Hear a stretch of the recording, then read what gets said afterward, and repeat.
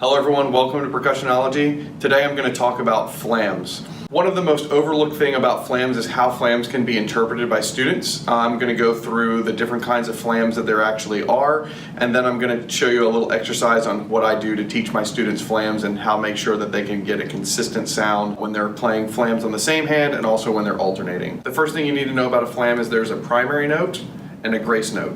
The primary note is not always accented, but it is usually the louder of the two notes, and the grace note is usually a lower note. So this is my primary note, my right hand, and grace note in the lower left hand. What you need to understand about the different kinds of flams is basically how the grace note relates to the primary note.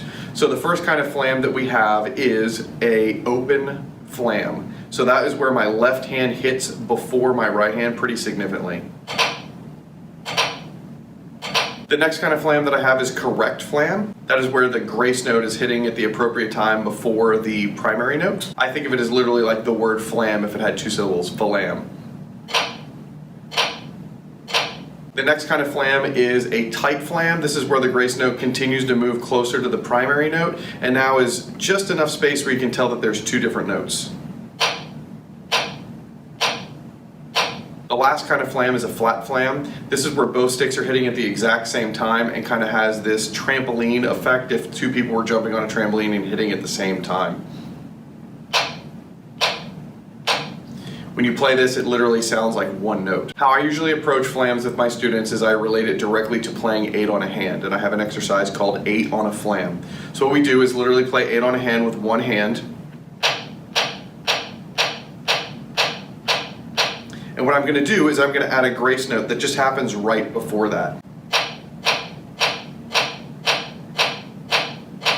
So in succession I have this.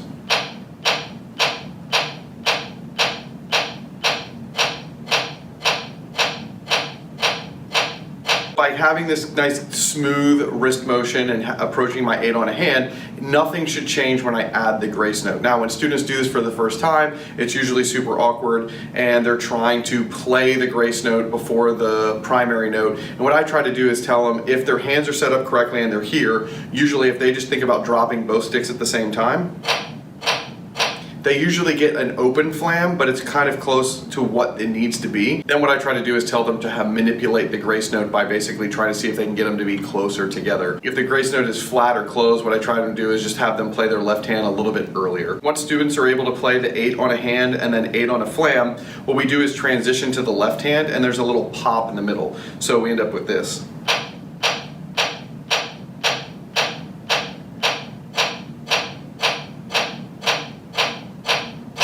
On count 8, what I have them do is literally say switch. So we're counting usually out loud. 1, 2, 3, 4, 5, 6, 7, 8. Flam, 2, 3, 4, 5, 6, 7, switch.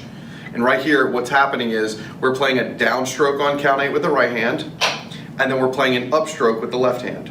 If you'll notice when I play the grace note by itself, it is extremely soft. I'll take the time to demonstrate this with students by basically showing them the flam with the primary note being played, and then moving my right hand off the pad and showing what the volume actually is.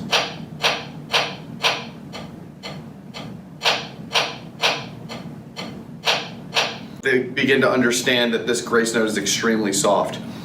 That being said, when I have the switch in place, I make sure that I give them time to reposition the sticks on 8. So if we're here at 8, usually what happens is the primary note floats up too high, and I'll give them a second and I'll tell them point the right stick down at the pad. And I give them time to adjust this so they can actually see where this is ending. This is the most important thing in order to get students to understand how that works. So once they get really strong at doing this switch, and they're in this position, then what we can do is play the exercise off the left hand.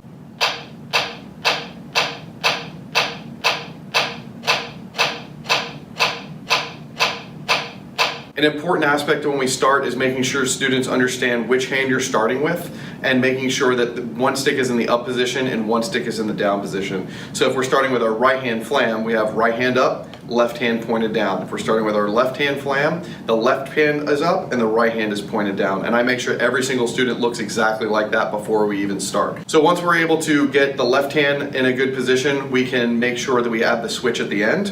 1, 2, 3, 4, 5, 6, 7, 8. flam, 2, 3, 4, 5, 6, 7, switch. Again, making sure that that right hand is pointed down. Once we get comfortable with that, what we can do is we can put it together. The switch is usually the biggest issue in the transition. So putting it back to back, 1, 2, 3, 4, 5, 6, 7, 8, flam, 2, 3, 4, 5, 6, 7, switch, 1, 2, 3, 4, 5, 6, 7, 8, flam, 2, 3, 4, 5, 6, 7, switch. As they get better at this, you can loop the exercise so that it runs back to back. After we're able to do 8 on flam, you can manipulate it however you want. You can make it 6, you can make it 4, you can make it 3. So if I'm doing something like, let's say 3, I do 3, 1, 2, 3, flam, 2, switch, 1, 2, 3, flam, 2, switch. And this gives them a little bit more challenge as far as being able to get the hands to switch back and forth. Once they're comfortable with this, we can work on actually playing alternating flams. If you're playing an alternating flam, what I do is I give them plenty of time again to make sure that they're set up correctly before they play the next note. So I'll start with my right hand up, my left hand down, and we'll literally play one flam, and then we'll switch, and I say pop. So you can say either one of those things, but the important thing is that this right hand, that we have to give them the time to correct where the hand positions is. If this doesn't come up enough and we end up with something like this, I say, okay, bring that left hand up, point that right hand down, and then we'll do a left hand flam, and I'll literally count up 1, 2, ready, go. Give them time to switch. 1, 2, ready, go. Then we put it in time. I might even give them as whole notes. So we literally go flam, 2, 3, 4. Flam, 2, 3, 4. Flam, 2, 3, 4. The reason for this is to give them time to make sure that they can adjust their hands in those couple of beats and make sure that it looks good. As they get more confident with it, we can go faster, and ultimately you want to get to the point of where they can play alternating flams and literally just go 1, 2, 3, 4, 1, 2, 3, 4. And we know that it's correct because the setup before they even play the next note is correct. If we get faster, the important thing to recognize is that the students have to be able to tell whether they are playing open, correct, closed, or flat flams. And the idea is that no matter how many flams that they play and whatever sticking that they're using, it has to be consistent sound. Even if a student's playing open flams every single time, they should be able to play an open flam every single time. That sounds exactly the same. One thing you can do is literally turn the exercise and have them try to play these different interpretations and try to experiment with it. Have everybody in the class play open flams. Have them play correct flams.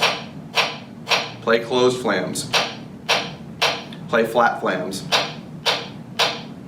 If your students actually have the ability to manipulate the space between the grace note, they're going to be able to do a lot as far as how it applies to the music and be able to think about how that needs to be adjusted and how the space between the note works. I'll have the exercise linked below for 8 on a flam and maybe a couple of variations, what the stroke types are, and then how we can actually build up the alternating flams and the differences between the open, correct, closed, and flat flams, so you can reference that and show your students. I hope this has been helpful, everybody. Once again, if you have more questions, please feel free to email me at percussionology@gmail.com. You can reach out to me on Facebook or Instagram or Twitter. I'd love to see if you guys have anything or any questions you might be interested in having answered, and just trying to help out however I can. Till next time, thanks for following.